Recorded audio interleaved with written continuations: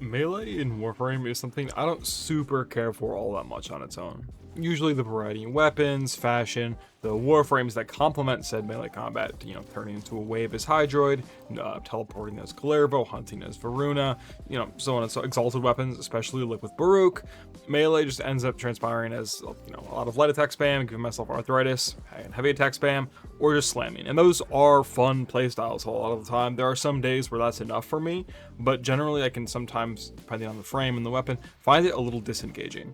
It feels like at some point Melee was supposed to be more, parrying, combo stances, stuff like that. You look at like Soulframe, for example, which is different, not better or worse, but definitely different, and something that personally is something that I enjoy more, is that complexity.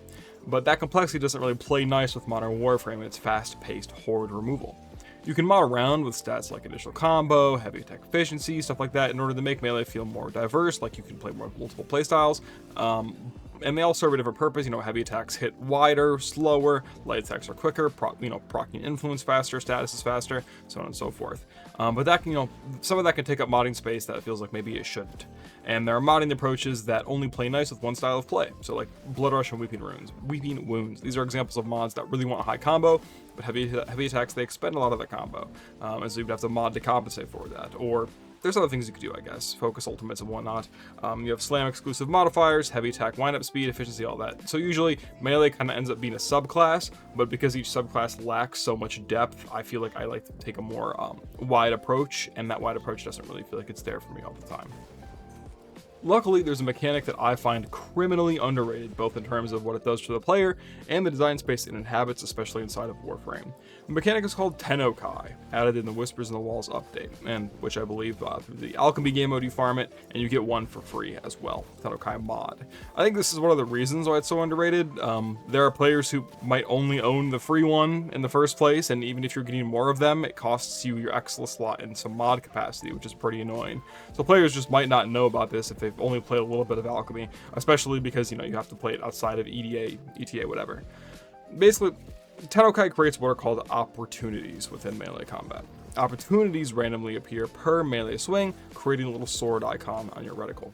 If you perform a heavy attack within the window, the sword is present, the heavy attack comes out much faster and expends a 0 of your combo meter. This removes two of the huge main downsides of heavy attacking, losing your more consistent damage by expending combo, and the slow nature of heavy swings. Tennokai has a variety of mods that add an additional bonus effect as well. Increased critical stats, opportunity window duration, status chance, range, all that stuff, and it's all very good. Not expending combo means that mods like Blood Rush can have their near 100% uptime, which is obviously going to be ideal, along with more permanently benefiting from the combo meter's innate damage increase and any other kind of combo synergies. The ability to shamelessly use heavy attacks is incredible. Heavy attacks hit a much wider area, have unique effects, deal more base damage, but also have bonus scaling with critical chance mods, which gives a multiplicative damage benefit. It's not just an increase in base damage, the modded damage increases too. There are also lots of weapons that have heavy attack bonuses, such as the Distreza Incarnate or being able to heavy slam. Spamming heavy attacks over and over with Galvanized Reflex and initial combo is one way to go about it, and especially with stuff like hammers, it just kind of is the way to go about it. But for a lot of cases, I feel like barraging enemies with light attacks to create your own opportunity window, unleashing a massive heavy attack that gets a myriad of bonuses, is just way more compelling. Mixing the two together, it's more interesting, and in a lot of cases, it is just straight up stronger because the effects on those Tennokai mods are pretty seriously strong. You get a lot more engaged into the gameplay experience that way. Additionally, there's the newest Tennokai mod, Truth's Flame, which gives access to the Truth effect, which is like, I believe, the gas proc. It heals you, which is pretty good. It heals a bunch. And the ability to chain Tennokai strikes together to create more and more powerful, longer opportunity windows. This mod is incredibly powerful, but it does come with a downside. As if the Tennokai strike isn't fatal, you set yourself on fire, which moves through status immunity. It's incredibly interesting. Granted, there's other ways to negate it, but you get the point. It gives you a stronger Tennokai damage buff, but also gives you downside if you mess it up, which I just think is something that is really interesting, and I like that kind of give and take in game design a lot. I'm probably one of the biggest advocates for a more punishing Warframe, which sounds really weird, but yeah, it is something that I think belongs at least a little bit, right? I'm not saying this game has to be Dark Souls. Tennokai isn't an insanely strong mechanic, but it is a almost perfect mixture of something that is strong and compelling, while also being unique and interesting, all while promoting the more active, awake, sentient playstyle. For those who want to min-max their damage, it definitely serves as an option for every melee subclass. So like afflictions, influence, exposure, these all wouldn't mind to have Tennokai. It helps. It increases your damage and range all across the board. However, it just makes melee also just like more fun to actually play. The game is more fun to play, and it serves as a microcosm of the direction I'd like to see Digital Extremes go into when designing future Warframe content. Warframe's current power state is a really weird place. Because of our limited design space in terms of modding and arcane slots, if something comes out that seems fun or unique, it usually still has to pass some kind of baseline strength check. It doesn't have to be crazy strong, but it does have to be worth using, and for some players, that strength check is much more strenuous. They basically need to pass the strength check to become, deemed generally usable in strong builds, and especially if there's a competitive slot. For example, primaries, secondaries, melees, they have one single arcane slot. That can be pretty tough. For example, secondary cryogenic and melee assimilate just came out, and while they do have very niche applications, and what they do I think is genuinely an interesting piece of design, the competition of that arcane slot is just too competitive, and it means a lot of potentially pretty neat mechanics will just never be used. However, the genius of Tennokai is that it slid itself into a spot where nobody was looking, the Exilus slot of melee weapons. The Exilus slot is one of my favorite concepts in Warframe, as it's restricted to Exilus mods, which are basically always less impactful, quote-unquote weaker, quality of life mods that don't really get in the way of your stakes. They don't really increase or decrease your damage one way or another. The most oppressive that mod slot usually gets is primed sure-footed on Warframes, vigilante supplies on primaries. There's just a lot less guilt involved in taking the more fun/unique mods, as there's not really many Exilus options that would, again, change your damage. This means that Tennokai was a low-stakes addition to the game that just kind of ended up being pretty good. I don't know if they intended it. It just works really well. I didn't have any oppressive competition that would make the player feel like they shouldn't bother trying it.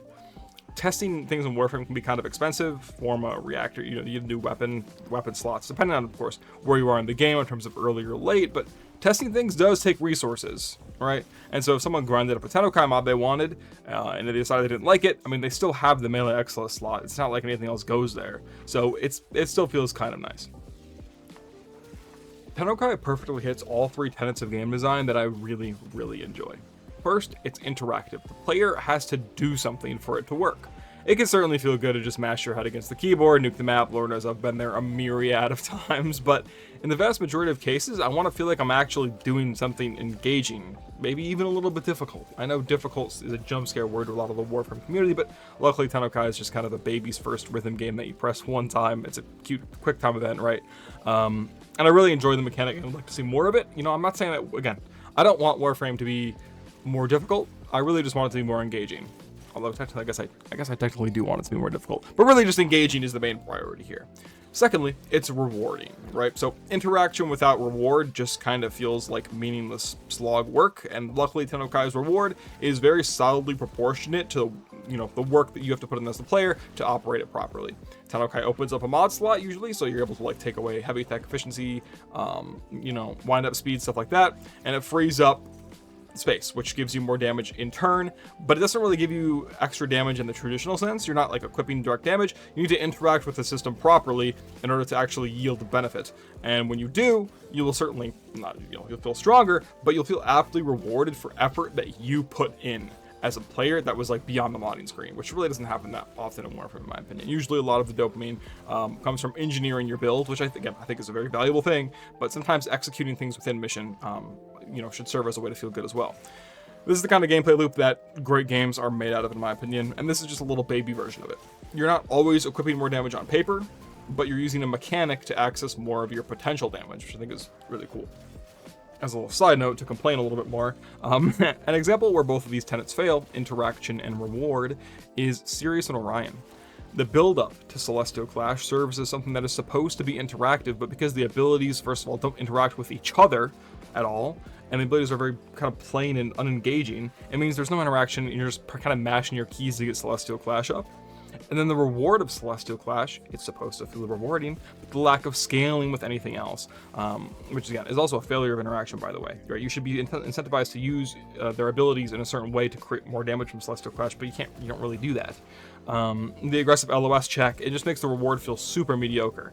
Luckily we got high moments in Aura and all that, but anyway, back to the third tenet I wanted to talk about. Tennokai is interactive, it is rewarding, but lastly, it is unique and expressive. There's a decent variety of Tennokai mods I like more personally, all for different playstyles and needs. Lots of melee weapons also use Tennokai a little differently, which I find really neat. Some will prefer their swing on a heavy slam, which usually means you're going to want a bigger opportunity window so you can actually get into the air and slam. Some use influence, which you want range or status chance. Afflictions, which you definitely want range and status chance. Something like the Destreza wants more frequent swings, so maybe you want the Tennokai mod that guarantees the opportunity every 4 swings instead of at random, gives you more consistent output. The variety of melee weapons, playstyles, frames, and the Tennokai mods themselves means most builds just won't look the exact same, which is really nice. Additionally, I really like afflictions. I find the need to use like certain combo strings in order to like juggle the enemy upwards and then maybe like heavy slash after with like harmony is something I do a lot. That is super fun. I really like melee afflictions a lot. Ultimately, Tennokai isn't anything worthy of a clickbait nuke breaks the game, how did DE not nerf this title. But it is a mechanic that I think represents the kind of things that get added to the game that are solid, not super flashy, but useful parts of a build that ultimately come up to a personal choice that lets you express yourself as a player. You might still want to attack, slam heavy attacks, whatever. No big deal. Maybe you don't enjoy the QT mechanic, you find it stressful, annoying, totally understandable. But ultimately, it's a great piece of personal choice that not only feels fun, but feels genuinely strong and worth equipping onto your weapon and actively using. Especially with like weapons like the Siam. That's one of my favorites, by the way. I should have really mentioned that earlier. Honestly, I really do feel like Tennokai should be introduced earlier into the game. I'm kind of annoyed that such a good mechanic is locked behind the Excellence slot as well. New players don't really get access to that often, and they get so many new weapons that it becomes not worth investing in. Maybe we should get a Tennokai slot in the same way that people claim we should get augment slots. I don't really know. But if you haven't used it yet, and you're someone who wants to try more melee frames, or you find it a little more boring, I really, really recommend you give it a try. It's strong, interactive, and absolutely worth using. And it's something I kind of want to see more from DE, right? I love weapons that have unique traits. And they don't have to be like super unique, right? Like the AX-52, right, is really cool, where if you aim down sights, you get the increased critical damage, I believe, or chance. And then if you hip fire, you get ammo efficiency. But then it's like, okay, what if I combine it with primary crux, and now I have unlimited ammo on the AX-52? Like, that's super cool. Or the Paragale. And I'm using the Paragale on sight. But because it has that increased fire rate and ammo efficiency, I have infinite blast rounds. Like, every time you add something unique to a weapon, it's very likely it's going to be able to multiply elsewhere. Just like Tennokai on the Siam, right? Same shit. There's things that make weapons worth using besides boring base stats. And I think like almost every, especially with where Warframe's at right now, basically every new weapon that comes out is gonna have to have either like crazy stats or something, or just a cool mechanic, right? And there's so much design space for that. Maybe in the future we can have mods that add like different firing modes or features in the same way that like primary compression currently does, which I think is super cool. And that way not every weapon has to be so unique. We can create some mods that add firing modes, add mechanics to weapons, kind of what Blast does, right, in a way. Yeah, creating a bunch of unique mechanics that are worth using, it can be difficult for sure. I don't disagree with that, but DE has proven that it absolutely can be done. I love when DE does unique shit. That's kind of Warframe's big claim to fame, in my opinion, and they absolutely can succeed more in that regard. And I think the QTEs are pretty interesting too. I think the reticle indicator is really, really neat. Maybe we have like in the future, invincible melee enemies who telegraph a charge forward, and they, you're prompted to do a block or a dodge or a parry, and that's indicated on your reticle in as a red icon or whatever, or a blue shield icon. Visual clarity has always been like the biggest struggle point for DE. I genuinely don't think that they have like, they could do better in their mechanics for sure, but like a lot of those secret boss fights, like a lot of the problem is just like visual indication. And I think that Tennokai does a really good job at, displaying kind of what you're supposed to do. Pretty cool.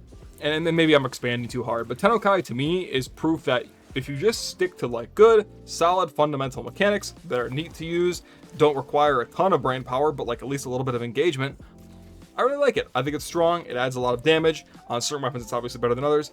But overall, this is not really a praise of how strong I think Tennokai is in terms of like strapping it onto your weapon.